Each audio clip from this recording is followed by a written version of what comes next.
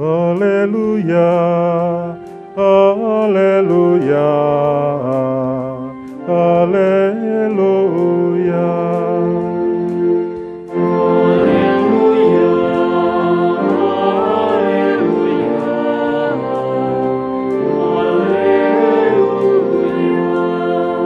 Aku ini hamba Tuhan, jadilah padaku menurut perkataanmu. Haleluya, haleluya, haleluya.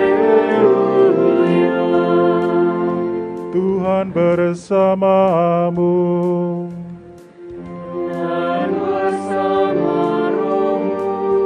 Inilah Injil Tuhan kita Yesus Kristus menurut Lukas.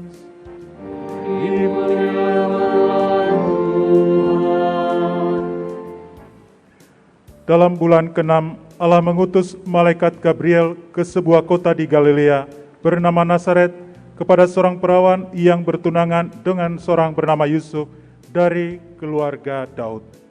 Nama perawan itu Maria.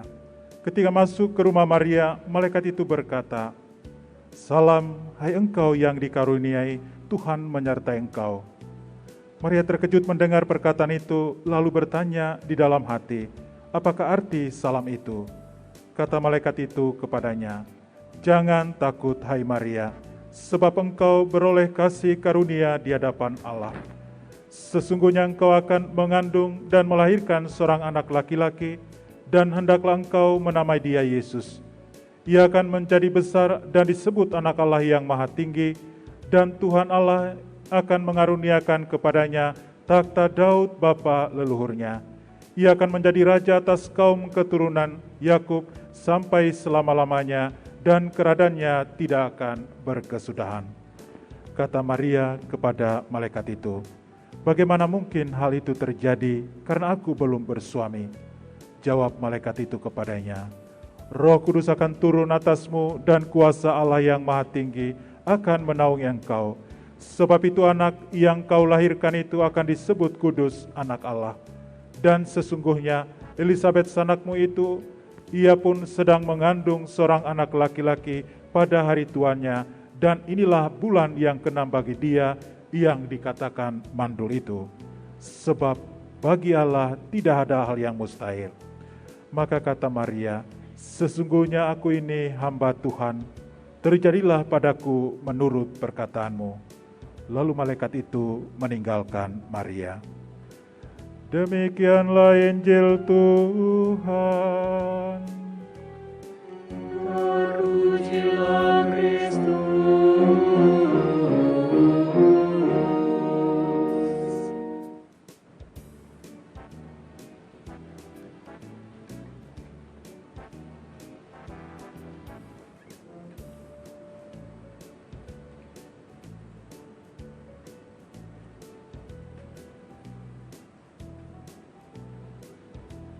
Bapak Ibu Saudara, Saudari yang dikasihi Tuhan, hari ini bersama-sama kita memasuki Minggu Advent yang keempat. Perjalanan iman kita, seluruh persiapan kita menyambut hari kelahiran Tuhan masuk pada minggu yang terakhir. Saya hendak mengawali permenungan singkat pada perayaan Ekaristi siang hari ini dengan sebuah ilustrasi.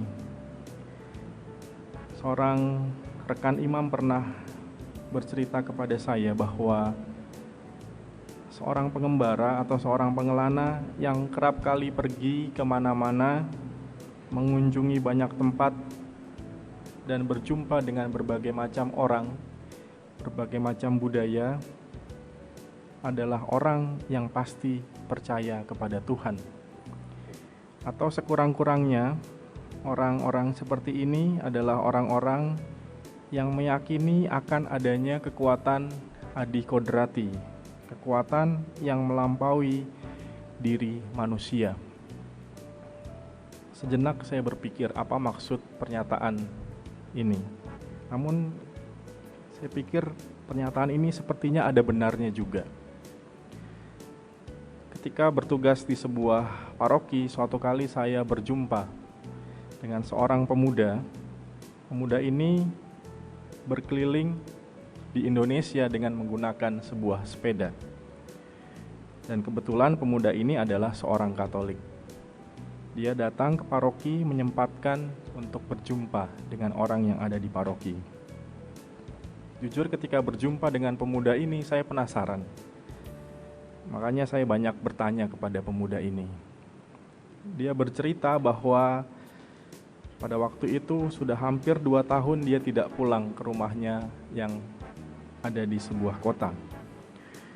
Pemuda ini pernah menjelajah ke Pulau Sumatera. Dia juga pernah bersepeda dari Jakarta hingga Atambua, melewati Pulau Jawa, Pulau Bali, Pulau Flores, dan lain sebagainya. Dalam ceritanya pun dia kerap kali disangka orang gila ketika memasuki dari satu kampung ke kampung yang lain.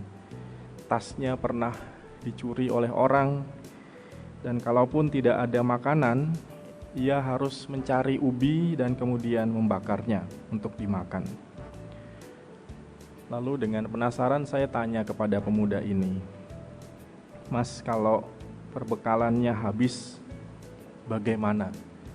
Sementara banyak keperluan yang harus dipenuhi sepanjang jalan, entah untuk makan, entah untuk membetulkan sepeda yang rusak ke bengkel."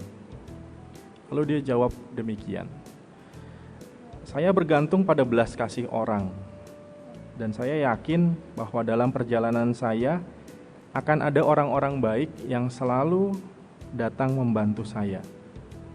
Entah itu memberi makanan, entah itu memberi tempat untuk menginap, ataupun memberikan uang. Dan sampai dengan saat ini, selalu saja ada orang-orang baik yang menolong saya dalam perjalanan.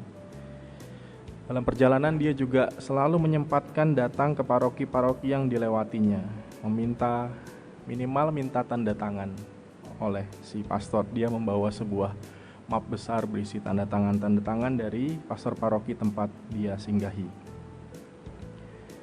Ketika dia berkata, "Saya bergantung pada belas kasih orang," disinilah saya merasa inilah artinya iman, inilah artinya hidup beriman. Keyakinan bahwa hidup akan selalu ada yang memelihara. Bapak Ibu saudara-saudari yang terkasih, sepanjang masa Advent, dalam minggu pertama, minggu kedua, dan minggu ketiga, kalau kita boleh kembali menelusuri, kita diajak merenung sejenak bersama dengan tokoh Yohanes Pembaptis. Tokoh yang mengajak orang pada masa itu, pada masanya, untuk datang kepada Tuhan dan juga bertobat. Dia berseru untuk mempersiapkan juru selamat, dan ini menjadi kekhasan bagi Yohanes Pembaptis. Tapi Bapak Ibu saudara-saudari yang terkasih, di minggu Advent yang keempat ini, kita diajak berhenti sejenak sambil menantikan kedatangan Tuhan bersama dengan tokoh Bunda Maria, yang hari ini dengan amat jelas kita dengarkan dalam bacaan Injil. Bunda Maria sebagai tokoh dan teladan iman kita terkenal dengan ungkapan imannya. Dia berkata, "Sesungguhnya aku ini adalah hamba Tuhan. Terjadilah padaku menurut perkataanmu." Bapak Ibu saudara-saudari yang terkasih, kita bisa belajar dari ungkapan iman Bunda Maria yang hari ini kita dengar. Dan kita percaya beriman itu adalah sebuah proses. Beriman itu membutuhkan proses dan tidak sekali jadi. Maka kalau kita menelusuri bacaan Injil pada hari ini, kita akan melihat bagaimana Bunda Maria pun berproses dalam imannya. Ketika malaikat Gabriel masuk ke rumah Maria, malaikat itu berkata, "Salam, hai engkau yang dikaruniai, Tuhan menyertai engkau." Salam ini membuat Maria terkejut dan bertanya dalam hatinya, apa arti salam ini? Lalu kemudian setelah malaikat Gabriel mengatakan bahwa Maria akan mengandung dan melahirkan anak laki-laki, reaksi Maria tidak lagi bertanya dalam hatinya, tetapi kemudian malah mengajukan pertanyaan. Maria bertanya, bagaimana hal itu mungkin terjadi karena aku belum bersuami. Lalu kemudian malaikat Gabriel menjelaskan tentang segala sesuatu dan barulah Maria berani mengungkapkan imannya. Sesungguhnya aku ini adalah hamba Tuhan, terjadilah padaku menurut perkataanmu. Barulah kemudian malaikat Gabriel meninggalkan Maria. Apa yang bisa kita simpulkan Bapak Ibu Saudara-saudari yang terkasih? Maria berproses dalam imannya. Dia pun juga mengajukan sejumlah pertanyaan dalam hatinya. Dan seperti Bunda Maria, maka kita juga mau belajar berproses dalam iman kita. Bahwa beriman itu tidak sekali jadi, tetapi sepanjang hidup kita belajar untuk terus beriman. Maka Bapak Ibu Saudara-saudari yang terkasih, di Minggu Advent yang keempat ini kita mohonkan iman yang mendatangkan sukacita teristimewa karena Juru Selamat kita, Yesus Kristus, lahir ke dunia untuk menyelamatkan manusia. Sebagai penutup, saya mau mengutip sebuah pernyataan dari seorang teolog Jerman bernama Karl Rahner. Rahner pernah berkata, beriman berarti menempatkan diri dengan hal yang tidak bisa dimengerti atas Tuhan untuk seumur hidup. Dan disinilah membutuhkan proses. Maka kita mohon rahmat Tuhan setia berproses dalam iman kita. Dimuliakanlah Tuhan kini dan sepanjang masa. Amin.